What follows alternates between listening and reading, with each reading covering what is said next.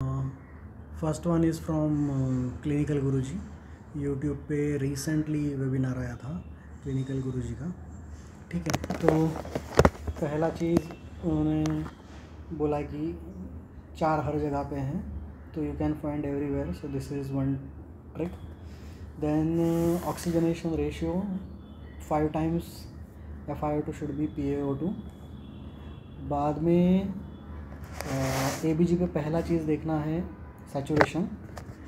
Saturation अगर पता नहीं है तो मॉनिटर का सैचुरेशन तो कुछ सेंस नहीं है, क्योंकि ABG में डायरेक्टली सिर्फ pH, PCO2, PO2 इतकंच मेजर होतं. बाकीचं जे आहे बायकापसुद्धा इक्वेशनने कॅल्क्युलेट होतो, बेससुद्धा इक्वेशनने कॅल्क्युलेट होतो, सॅच्युरेशनसुद्धा O2 डिसॅच्युरेशन करून हे होतं. तर फक्त pH, PCO2, PO2च कॅल्क्युलेट होतो. म्हणून तुझा PO2मुळे सॅच्युरेशन किती त्याच्याकरता तुला मॉनिटरचं सॅच्युरेशन माहीत पाहिजे. आणि ABG VBGमध्ये डिफरन्सेस दिलेले आहे. जर तुझं सॅच्युरेशन चांगलं आहे तर तू VBGवर काम भागवू शकतो, कारण की तुला VBGने मेटाबॉलिक कंपोनंट कळून जाईल, ऑक्सिजनेशन नाही कळणार. परंतु ABG वर्सेस VBG तुम्हाला फक्त आणि फक्त मॉनिटरवरनं कळणार आहे. बाकीचे जे पॅरामीटर्स आहेत ते शुअर नाही आहेत. ठीक आहे. नंतर पेशंटचं सॅच्युरेशन ते म्हणतात की 94च ठेवा, कारण की saturation of 100 means anything between 100 mmHg O2 ते 500 mm. तर तुमचं 94 ठेवा, म्हणजे तुम्हाला शुअर माहिती आहे की त्याचं PaO2 80 आहे. मग त्याच्या वर किंवा खाली गेलं तुम्ही टायट्रेट करू शकता. तर 100ला 97% आहे, 94 किंवा 95ला 80 आहे, हे तुम्हाला माहिती, ही डायग्नोस्टिक फिगर आहे. 90 आलं तर 60. ॲक्च्युली 94च्या खाली चालू झाला की हायपॉक्सेमिया चालू होतो, हायपॉक्सेमियाच्या डेफिनेशननुसार. आणि मग हा माइल्ड आहे, मग हा मॉडरेट आहे, मग त्याच्या खाली सिव्हिअर आहे. तर या फिगर सिक्वेन्शियली लक्षात ठेवायच्या आहे. 94 किंवा 95, मग 90 दुसरा मेजर माइलस्टोन आला, नंतर 75 आला. मग त्याच्या खालचं लक्षात नाही राहिलं तरी चालेल. व्हेंटिलेटरबद्दल त्यांनी सांगितलं की इझी आहे. व्हेंटिलेटरवर 4च प्रकारचे बटन आहे, ऑक्सिजन आणि कार्बन डायऑक्साईड. ऑक्सिजनसाठी तुम्हाला FiO2 आहे आणि PEEP आहे, आणि ऑब्व्हियसली पेशंटचा लंग चांगला पाहिजे. दुसरं PaCO2साठी फक्त तुम्हाला मिनिट व्हॉल्यूम आहे, त्याच्याकरता तुम्हाला टायडल व्हॉल्यूम आहे आणि RR आहे, एवढंच आहे. जर सिम्पल ABG डिसऑर्डर असेल तर दोघी सोबत कमी होतात. तर त्यांनी फक्त ॲसिडोसिसबद्दल सांगितलं. विंटर फॉर्म्युला जो आहे तो कॉम्प्लिकेटेड आहे. तर बायकाप कमी झाले आणि मग PCO2ची व्हॅल्यू काय असली पाहिजे, तर लास्ट 2 डिजिट म्हणून त्यांनी संपवून टाकलं आहे. लास्ट 2 डिजिट पण 7.15पर्यंतच, कारण की CO2 जो आहे तो 15 ते 10च्या खाली जात नाही. तर बाकीचे फॉर्म्युला कॉम्प्लिकेटेड आहे, आपण येऊ त्याच्यावरही. रेस्पायरेटरी ॲसिडोसिस कंपेन्सेशन, मग बायकाप एव्हरी 10ला कमी होईल, ॲक्यूटमध्ये 2ला, क्रोनिकमध्ये 4ला. तर ॲक्च्युली गुरुदत्तचं व्हिडिओ बघितला तर त्यांनी सांगितलं आहे 1425. 1 आणि 4 ॲसिडोसिसमध्ये, 2 आणि 5 अल्कलॉसिसमध्ये, ॲक्यूट आणि क्रोनिक. पण ठीक आहे, हे पण सिम्पल गोष्टी लक्षात ठेवायला चांगलं आहे. शेवटी तुम्हाला एवढे कॉम्प्लिकेटेड लक्षात राहणार नाही.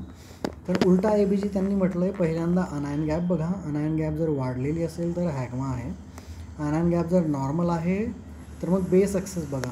जर बेस ॲक्सेस 2पेक्षा कमी आहे, म्हणजे डिक्रीज आहे, तर नॉन अनायन गॅप मेटाबॉलिक ॲसिडोसिस आहे.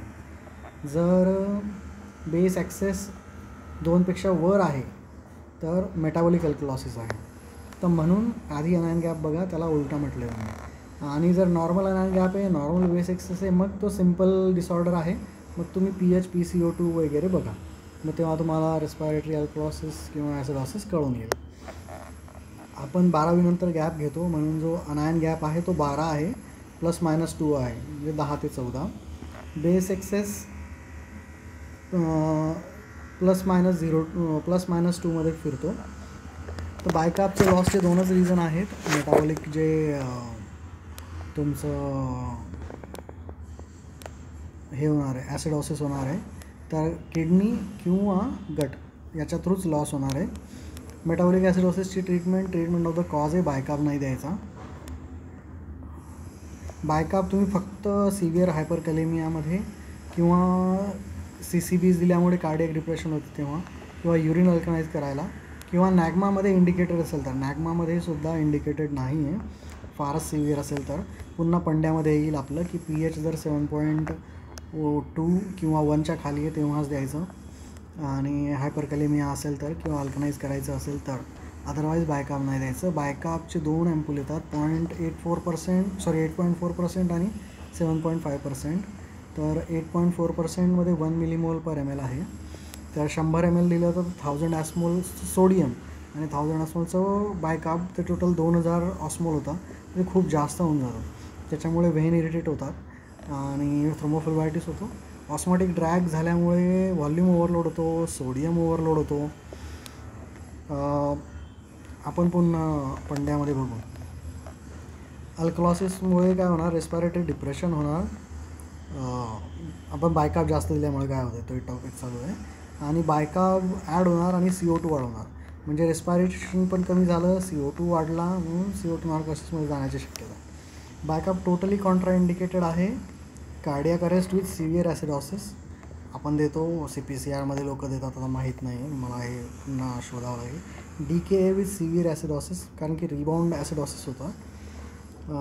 त्यांचं म्हणणं आहे ट्रीटमेंट ऑफ द कॉज करा, जे किटोन्स आहेत मग ते ऑटोमॅटिकली बायकार्बमध्ये कन्वर्ट होतील, तुम्ही बाहेरून बायकार्ब नका देऊ. ऑलरेडी फेल्युअरमध्ये पेशंट तर ओव्हरलोड होईल. रेस्पिरेटरी ॲसिडॉसिस आहे तर देऊ नका. नंतर ऑलरेडी बायकार्ब नियर 0 आहे तर देऊ नका. तर हे क्लिनिकल गुरुजीचं आहे. आपण याच्यानंतर आता आर्कवर जाऊ. आर्क नंतर गुरुदत्त करून घेऊ आणि मग त्याच्यानंतर पंड्या करू.